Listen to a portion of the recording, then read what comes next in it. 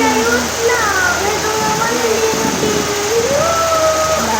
Ulit na yun nakain tayo. Isa. Mahal na po. Kailangan tayo tuluin. Uy, charot lang. Hindi gano'n. Saka bibili naman tayo. Pagpapaan tayo sa ating man. Dahil nagaan sa lako.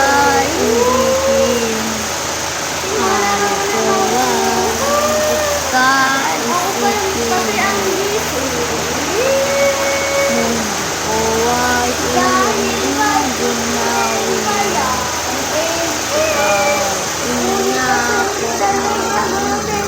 Mga 5 ng hapon.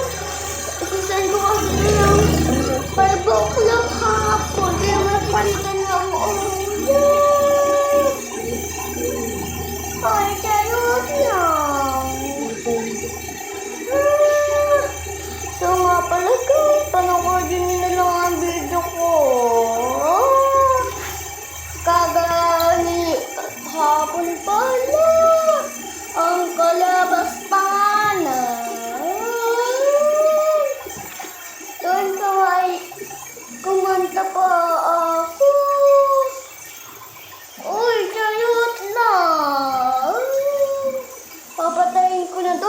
Hindi ko pwedeng pakitaan kung paano kumain. From this to this.